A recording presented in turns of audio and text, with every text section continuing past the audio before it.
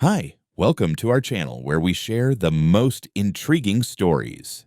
It started with guitars, bourbon, and board games. It ended with drones, forged maps, and a suburban war. One man built a home to escape the world until the HOA from across the canyon tried to claim it. They wanted control. What they got was resistance, relentless, brilliant, and recorded. I had just finished scraping the last bit of paint from the concrete floor of my new workshop when my phone buzzed with a text from Mike. ETA 20 minutes. Got the scotch. Another came right after from Ty, bringing Settlers of Catan. Tell your AI house to chill the beer. I grinned. It was that weekend again. Once a month, 6 of us got together. No wives, no kids, no drama. Just old friends, guitars, grilling, bad jokes, and whatever board game devolved into shouting by midnight. I built this house for those weekends. 3.5 acres of my own land, fully permitted, fully legal, not part of any HOA nonsense. I picked this spot because it was quiet, remote, and nobody would ever bother us. By 6:30, all the cars were here, lined up neatly on the gravel pad behind the garage. Mike's electric truck, Ty's beat-up Wrangler, Adam's spotless gray SUV. He used to fly F-16 and drove like he still did. We unloaded bags, coolers, boxes of steaks, and enough chips to feed a small army. The smart house flicked on the porch lights automatically, dim and warm, and the sound system was already playing something mellow through the courtyard speakers. Nothing loud. We weren't animals. Just 30-something introverts trying to pretend we knew how to relax. The fire pit roared to life on voice command. Guitars came out. Marshmallows got burned. Ty tuned his guitar like it owed him money. It was as peaceful a Friday evening as you could ask for. No fireworks, no screaming, just laughter, grilled meat, and nerds getting sentimental after 2 bourbons. My dog, Biscuit, napped by the patio, blissfully unaware that anything could ever go wrong in this perfect setup. And then, around 10:40, headlights flickered at the edge of the drive. A black and white SUV rolled up slow, and my stomach sank. Sheriff's Department. I told the AI to kill the music and walk down the driveway, barefoot on the cool stone. One officer stepped out, young, clean-cut, and clearly annoyed to be here. He glanced at a notepad, then looked up at me like I'd just been caught barbecuing on a kindergarten roof. "Evening," he said, polite but wary. "We got a call about possible over-occupancy at this address." I blinked. Over what? Too many adult occupants. Caller said there were more than 4 non-related individuals residing at this property tonight. Claimed it violates community guidelines. I laughed before I could stop myself. This isn't a rental. It's my home. I built it. This land isn't under any HOA. He raised a brow. "You got paperwork to prove that?" "Yeah," I said. "Hang tight." I jogged back inside, pulled up the digital parcel ID, zoning maps, and the official building approval on my wall-mounted control panel. 5 minutes later, I had them printed and in his hands. He read them slowly, nodding as the printer hummed behind me. "Well," he said finally, handing them back, "I'm not seeing any legal violations here. We just had to respond. Standard protocol." "Can you tell me who called?" I asked. He smiled tightly. "That's not something I can share. Just enjoy your weekend, sir." He got back in the SUV and drove off. We all watched the red taillights fade down the road, half amused, half confused. Nobody said anything for a moment. Then Ty muttered, "HOAs across the canyon, right? You think this is their doing?" I exhaled. "Yeah, probably." That night, I stared at the ceiling in bed, the fan humming overhead. I should have felt safe. But something about that visit, about how fast they'd shown up, left a bad taste. Sagewood Vista was supposed to be just a gated neighborhood on the other side of the canyon. They weren't my neighbors. They were just near. But apparently near was close enough for them to think they could start setting rules for my life. The next morning started with the smell of bacon and the distant sound of Mike swearing at the coffee machine. I rolled out of bed around 9, still groggy, threw on a hoodie, and stepped outside to the crisp, sunlit air of the courtyard. The guys were already halfway through breakfast, lounging around the fire pit like kings of a very nerdy kingdom. I was about to sit down when Adam called out, "Hey Austin, you see this?" He was standing by the fence that lined the eastern edge of my property, holding a white sheet of paper that had been zip-tied to the metal rail. I walked over, took one look, and felt my chest tighten. HOA, Sagewood Vista, Notice of Violation. According to Article 4, Sections 4.1, 4.7, and 5.2 of the 2021 Community Regulation Packet, the current occupancy of your residence exceeds the permissible limit of non-related adult individuals per single-family unit. You are hereby notified to remedy the situation within 24 hours to avoid further administrative action. It was printed on HOA letterhead and signed in thick blue ink. Karen Lavender, President. I stood there for a moment, blinking at it. It was such an absurd move that for a second, I wasn't even angry.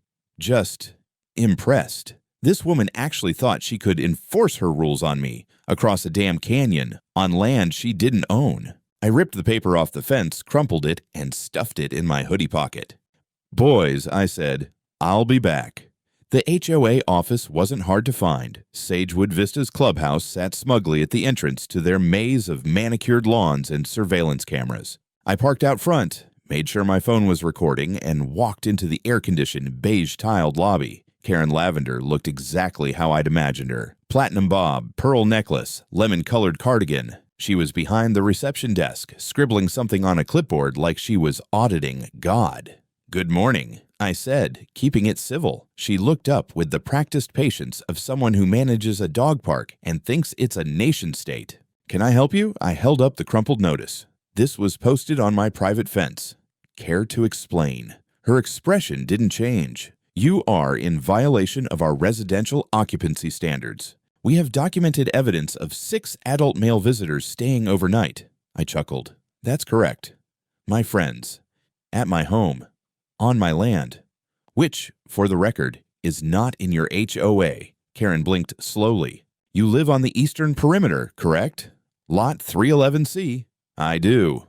That lot is within visible proximity to multiple Sagewood Vista homes," she said.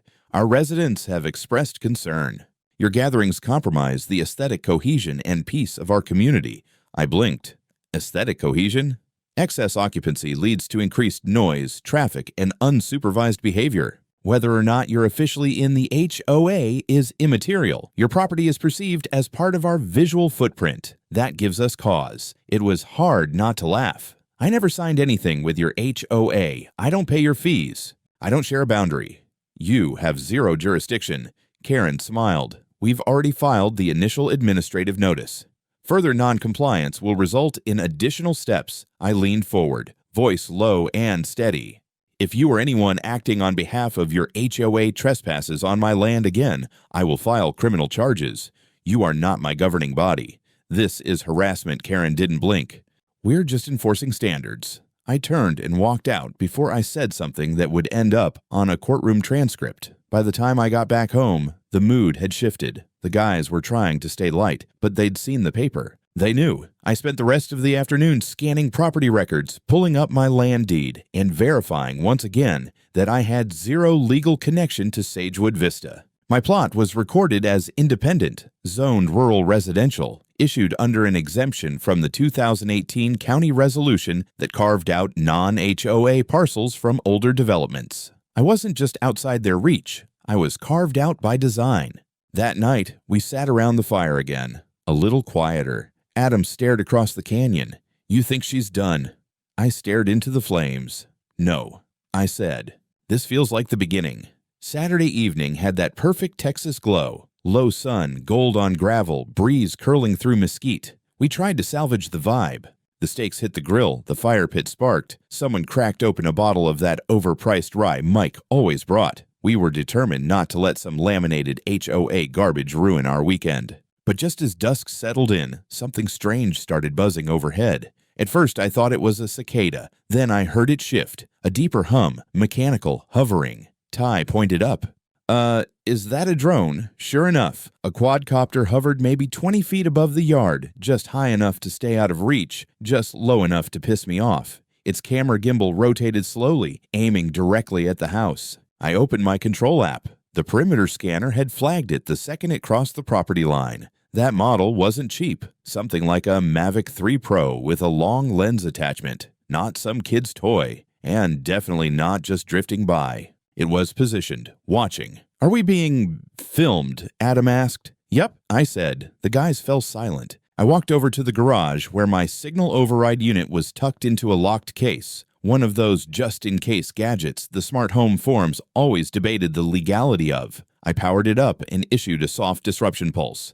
Nothing crazy. Just enough to trigger the drone's failsafe. The thing wobbled in the air for a second, then began descending slowly, unceremoniously landing in the middle of my vegetable beds. I walked over, picked it up, careful not to smudge the lens, and carried it inside like a bomb tech. I hooked the micro SD to my workstation. The files were all there. The drone had been circling the property for the last 20 minutes. Zoom shots through the kitchen windows, close-ups of our parked vehicles. One sequence showed our silhouettes in the courtyard. Another panned across my bedroom window. I stared at the footage for a long minute. Then I pulled up the local sheriff's dispatch number and called it in. 2 officers arrived just after nightfall. They watched the footage in my living room, brows lowering as the images played out. The younger one said, "Jesus, this is a civil violation. At minimum, I filed a formal police report for unlawful surveillance and trespass. Then, at the deputy's suggestion, I submitted a complaint to the FAA. Drone flight over private property without consent, violating altitude regulations and privacy boundaries. But it didn't stop there.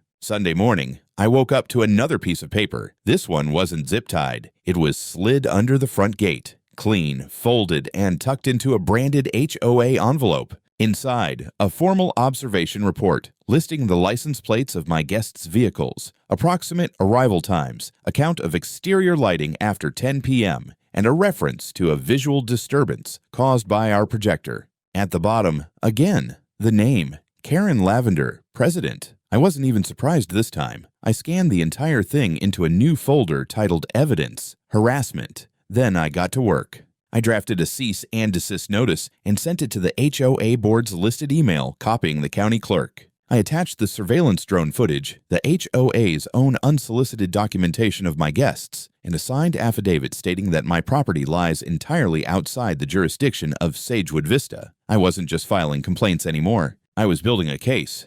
And when I checked the drone's internal memory log, I found something extra: GPS coordinates embedded in the flight data. Its takeoff point: a backyard patio less than 200 feet inside Sagewood Vista, one of their homes. So Karen didn't just authorize this. Someone in her little empire flew that thing. My hands were shaking, not from fear, from fury. They'd crossed a line, and this time I had them recorded doing it. I transferred the files to a secure drive and backed everything up to cloud storage under lock and key encryption. This wasn't over, not even close. By Monday morning, I had a color-coded spreadsheet of every documented action Karen had taken against me, every letterhead she abused, every minute of drone footage, every line of building code I didn't violate. I had backup copies of my land deed stored in 3 locations, a notarized affidavit from my builder, and a signed statement from my land use attorney confirming, in unambiguous terms, that my property sat outside Sagewood Vista's jurisdiction.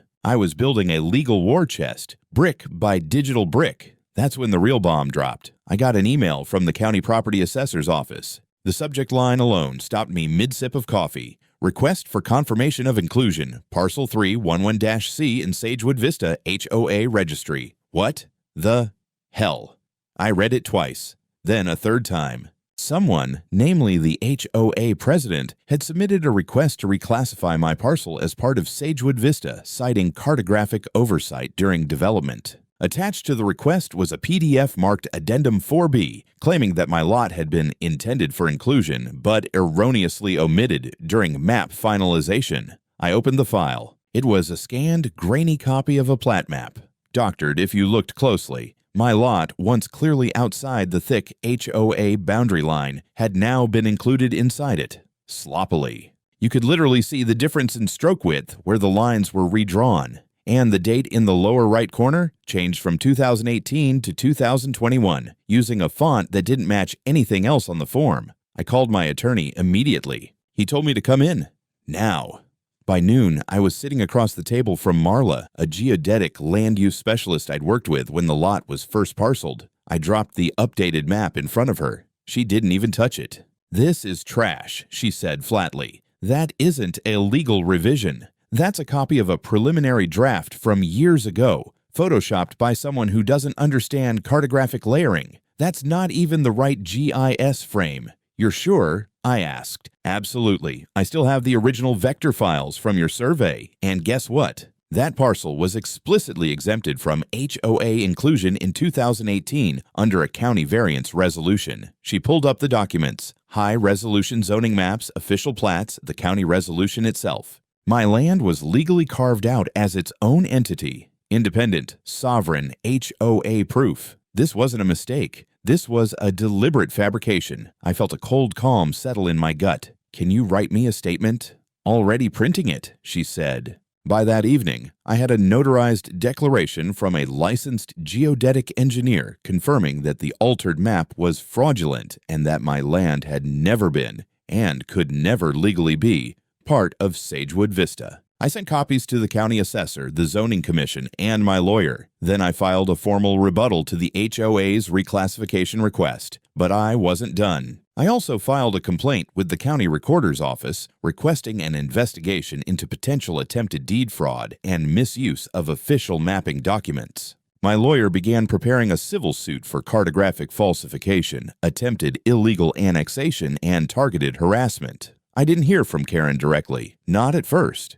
But I got word from one of my neighbors, a quiet guy named Luis who lived in the last house before the canyon, that HOA volunteers were going door to door to door, handing out pamphlets warning residents about non-compliant properties jeopardizing community standards. One of the bullet points? Unregulated occupancy and events on adjacent parcels. They were trying to make me look like a threat to their fragile lawn mowing utopia. That night, I installed 2 more cameras along the property edge facing the canyon trail, just in case. I wasn't paranoid, I was surrounded. And someone across that canyon was going to learn the hard way that I wasn't the kind of guy you could draw a fake line around and expect to control. By Tuesday morning, my property looked less like a weekend retreat and more like a forward operating base. I'd updated the perimeter alert system, added license plate recognition to the driveway cams, and programmed the house AI to auto-record any human-shaped movement along the eastern fence line. I wasn't taking chances anymore. Then the internet died. Not like slow buffering. Died. I mean full system blackout. No Wi-Fi, no landline. Even the damn smart fridge was throwing error codes. At first, I thought it was an outage. Happens sometimes out here. But my phone's hotspot worked fine, and when I called the provider, the guy on support sounded confused. "Mr. Reimer, there's a service suspension flag on your account," he said. "Something about a third-party privacy complaint." "We're reviewing it. What kind of complaint?" I asked. He paused, then said, "It says here, alleged violation of video surveillance boundaries in a shared residential zone. You're flagged for potentially filming HOA properties without consent." I nearly dropped the phone. This was no accident. Someone, I didn't need to guess who, had submitted a bogus complaint to my internet provider claiming I was using my security system to spy on them. The irony would have been funny if it wasn't already costing me money and disrupting half my life. I told the rep I'd be sending formal documentation and legal evidence that I wasn't in any HOA and wasn't filming anyone except intruders. He promised to escalate it. Meanwhile, I began rerouting my home systems through cellular fallback. An hour later, I got another visitor. A white SUV pulled up to the edge of my lot. Not onto it, just close enough to watch. The driver didn't get out, but I recognized the face behind the tinted windshield. It was that guy I'd seen walking Karen's poodle once, one of her self-appointed community volunteers. He sat there for about 5 minutes, engine idling, phone up like he was taking photos or video. I walked right up to the fence, holding a hot cup of coffee and staring him down. I didn't say a word, just looked. Eventually, he drove off, but he wasn't done either. That evening, one of my back perimeter cameras picked up motion. Not a person this time, a small object. I watched the playback. Someone had tossed a yellow tag over the fence. I found it in the grass the next morning. A laminated card with the HOA logo and this message, "Environmental notice. Possible gray water discharge observed. This property is under review for compliance with regional runoff regulations." I laughed, out loud. It was a joke, but a very specific, legally dangerous joke. A false environmental claim could trigger actual county investigations, which, if you're not prepared, can mean thousands in inspections and fines. But I was prepared. I checked my exterior gray water system, fully compliant, filtered, installed by a licensed contractor, and not connected to any municipal line. I called that contractor and asked him to write an official statement. He sent back a notarized compliance report by noon. Then I checked my surveillance footage again. 2 nights ago, just after 3 a.m., a figure had crept up the canyon trail, hoodie, gloves, flashlight, and placed something under my external drainage outlet. I zoomed in. A fake sampling container, a plastic vial taped with HOA markings. They were faking evidence. I filed a second police report, this time for attempted environmental sabotage and criminal misrepresentation of regulatory enforcement. I included the footage, the environmental report, and the tag. My lawyer added this to the civil case, bumping the claim with another charge, intentional defamation with malicious intent. But the best part? I started digging through the anonymous complaints I'd received, the ones that had gone to my ISP, the zoning board, even the property tax office. I traced their metadata through some digital forensics tools I hadn't touched since my freelance cybersecurity days. And 3 of them, 3 separate email accounts supposedly from concerned neighbors, were all routed through the same VPN endpoint used in HOA communications. They were fake identities made by the same person. And I had the digital breadcrumbs. I packaged the logs, screenshots, metadata traces, and my sworn affidavit into one neat digital dossier and sent it straight to my lawyer, along with the subject line I enjoyed more than I should have: the Karen Cluster, Phase 2. This wasn't just petty harassment anymore. This was a campaign. But the thing about campaigns is, they leave trails. And I was tracing every single one. Wednesday opened with a knock at the gate. Not a cop. Not an HOA volunteer. This time it was 2 men in button-down shirts and khakis, badges on their hips and clipboards in hand. One introduced himself as Inspector Wheeler from the County Environmental Health Division. The other just smiled, the kind of bureaucratic smile that tells you your day is about to get worse. "Mr. Reimer," Wheeler said, "we've received a formal complaint about unauthorized gray water systems and potential runoff violations. We're here for a site inspection." I took a breath. Did the complaint come from Sagewood Vista HOA?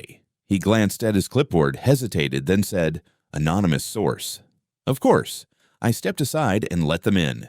My contractor's compliance tag was laminated and displayed exactly where it should be. The system, filtered, certified, inspected twice already, was flawless. Still, they did the full tour, checked my garden drainage, tested the runoff near the rock bed, even asked about my compost heap. Wheeler finally nodded. "Everything looks in order. Honestly, this seems like a misuse of our reporting system." "You don't say." They left. I watched them drive off, and then I opened my laptop and uploaded the inspection footage to the growing archive labeled HOA Harassment Exhibits. That afternoon, I got a call from a local reporter. Her name was Caitlin Rhodes, freelance, mostly wrote for regional news blogs and suburban watchdog sites. She'd picked up the drone story, someone had leaked the police report, and wanted to talk. We met at a coffee shop in town. I showed her everything: the drone footage, the fake HOA notices, the altered map, the metadata from the anonymous emails, the video of the guy placing a fake sample container by my runoff outlet. She blinked at the screen for a long time. "This is nuts," she whispered. "They're trying to annex your land through harassment." "They're not trying," I said. "They're actively doing it." By that evening, the article was live. HOA overreach in Sagewood Vista, when community standards become a weapon. Within 24 hours, it had spread like wildfire. The headline made its way to Reddit's r/legal advice, then to r/HOA hell. From there, it jumped to local news aggregators and a few libertarian podcasts that ate this kind of story for breakfast. My inbox exploded. There were emails from homeowners who'd battled HOAs in 3 other states. Former residents of Sagewood Vista chimed in, one claiming Karen had fined him for putting up a Halloween decoration on the wrong day. A former board member even wrote anonymously admitting she'd resigned after Karen had extended her interpretation of HOA reach too far, too often. The pressure began to mount, and then came the next twist. Thursday morning, another unmarked envelope appeared at my gate. Inside, a notice for a community review hearing scheduled for Friday afternoon in the Sagewood Vista Clubhouse. The agenda: discussion of Parcel 311C, and ongoing disruptions to community cohesion. There was even a line near the bottom. Homeowner Reimer is invited to provide clarification on his future intentions with regard to community compatibility. I laughed loud. They were holding a tribunal for me over land they didn't own, across a canyon, outside their jurisdiction. I forwarded the letter to my lawyer, who responded with the only appropriate answer: do not attend. Instead, send me everything. We're filing for a temporary restraining order. That night, I filed a motion with the county court to prohibit HOA contact pending litigation. We included sworn affidavits, security footage, the environmental inspection report, the drone evidence, and screenshots of Karen's fake map corrections. By Friday morning, I had the papers in hand, signed by a judge. Temporary injunction order. Reimer versus Sagewood Vista HOA et al. They were now legally barred from contacting me, entering my land, surveilling, or communicating on my behalf in any way, but that didn't stop them from trying. At 2:10 p.m., during their community hearing, someone live-streamed the meeting to a Facebook group. A shaky vertical video showed Karen standing at a podium, flipping through documents, talking about restoring order, visual uniformity, and the danger of unregulated influence. At one point, she gestured vaguely toward a slide with a photo of my house. My friends and I, watching a movie on the projector, were called spectacles. She was losing it, publicly, and I had the footage now too. By the time the sun set, my name was trending in the HOA nightmare circles online. And, more importantly, the County Land Use Board reached out asking for a formal deposition. Things were finally tilting, and I was just getting warmed up. Monday came with the kind of clarity that only follows a storm. Except in this case, the storm was still circling, just wounded and humiliated. The temporary injunction had landed like a brick on Sagewood Vista's glass ego, and I could feel the tension vibrating through the canyon like static. Karen hadn't been seen outside her house since Friday, but I wasn't fooled. Quiet didn't mean retreat. Quiet meant planning. My lawyer, Jen, called that morning. "Discovery's moving forward," she said. "They're trying to argue that you're within their zone of influence." Is that a legal term? No. It's Karen speak for I don't like seeing your house from my upstairs window. She had me meet her that afternoon to finalize the official complaint. By now, we had a formidable pile: aerial drone violations, privacy invasion, property misrepresentation, and now forged documents submitted to the county in a failed annexation attempt. But the real weapon came from the county land office. The Land Use Board had completed their internal review of Karen's map submission. The verdict? The document had been doctored. Poorly. Their GIS technician submitted a sworn affidavit that the altered map bore clear evidence of external digital tampering, including mismatched coordinates and layers not used in the county's internal system. We didn't just have bad behavior anymore. We had evidence of attempted fraud. Jen filed a civil lawsuit for intentional misrepresentation, forgery of official planning documents, harassment and attempted illegal annexation, malicious misuse of municipal processes, defamation of character, and community interference. Then we added something else. An FAA complaint had been quietly moving through the pipeline after the drone incident. A federal agent had already reviewed the footage. Their conclusion? The drone was equipped with a telephoto lens exceeding residential non-commercial use allowances, flown without consent over private land, and violated FAA Part 107 privacy boundaries. The complaint was being referred to the Department of Transportation's Enforcement Division. That meant fines, serious ones. But we weren't done. A former Sagewood Vista board member named Naomi contacted Jen. She offered to testify. She'd left the HOA 2 years ago after Karen began quietly altering HOA documentation to expand authority. Naomi handed over email threads, Karen instructing members to pressure fringe properties into compliance by invoking visual harmony expectations. One line from Karen's email stood out like a lit fuse. If we can't own the land, we can still own. The perception the deposition was scheduled for Thursday. Naomi would testify under oath that Karen knowingly and systematically tried to absorb adjacent properties through intimidation, false notices, and bureaucratic entanglement. I watched the story spread online again. Another wave of coverage hit. this time national. A popular legal YouTuber made a full 20-minute breakdown of the HOA that tried to annex a tech guy's smart house. Within hours, the video was trending. My inbox went from insane to unholy. But something unexpected happened too. People from inside Sagewood Vista started reaching out.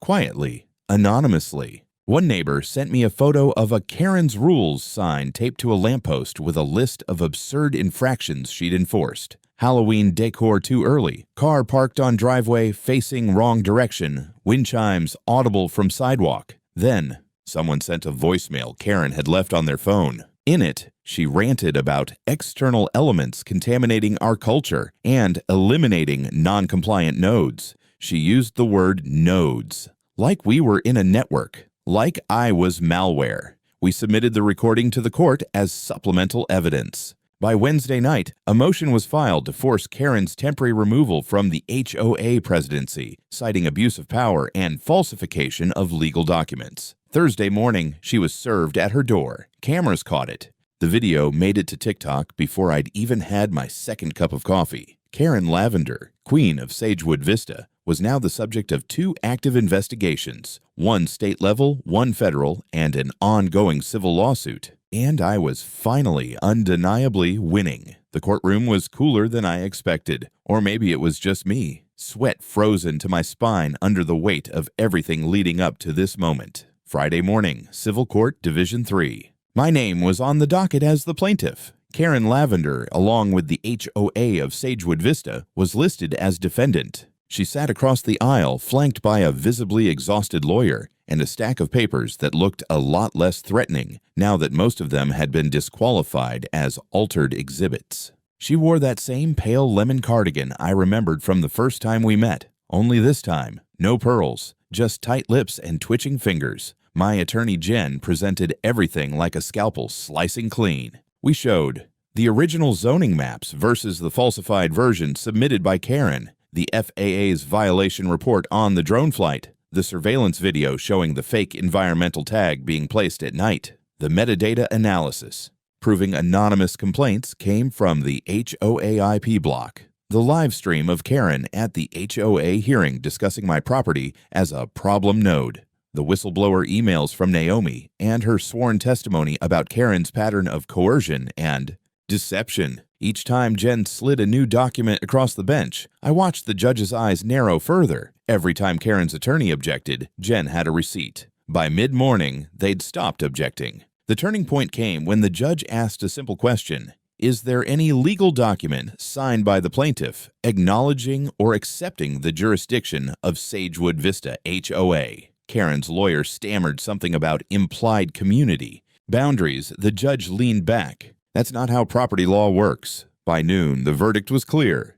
The court issued a permanent injunction barring Sagewood Vista HOA from contacting me, referencing my property, or attempting any administrative action against it in the future. A judgment awarding me compensatory damages for legal fees, property interference, defamation, and emotional distress. A mandate that Karen Lavender be removed from all HOA-related leadership positions indefinitely. A referral of the forged map submission to the district attorney for criminal review. When the bailiff called for adjournment, Karen didn't even stand. She just sat there, staring forward, like someone who had built a kingdom out of paper and finally watched it burn. Outside the courthouse, reporters waited. I didn't stop to talk. I'd said everything I needed to say. In documents, in code, in video. Instead, I drove home, past the canyon, past Sagewood Vista and their dull little lawns, back to my land. That weekend, the guys came over, all 6 of them. We grilled. We played board games under the stars. Ty brought his guitar. Adam brought fireworks. The legal kind, don't worry. Mike printed shirts that said unregulated node with a picture of my house and a drone exploding behind it. And I installed something new at the entrance, a tall steel sign laser cut, mounted into the ground with reinforced anchors. Private property, not part of any HO trespassing, surveillance, or unsolicited notices, will be prosecuted. We're not your neighbors. We're your reminder that freedom exists. The video of us planting the sign, all of us in sunglasses holding coffee mugs and smirks, went viral within hours. Karen's HOA temporarily dissolved. A special committee had taken over operations under county supervision. Their next meeting included a motion to dissolve the HOA entirely. As for me, I slept better than I had in weeks. I wasn't angry anymore. I wasn't paranoid. I was home, free. And from now on, everyone, even Karen, would know it.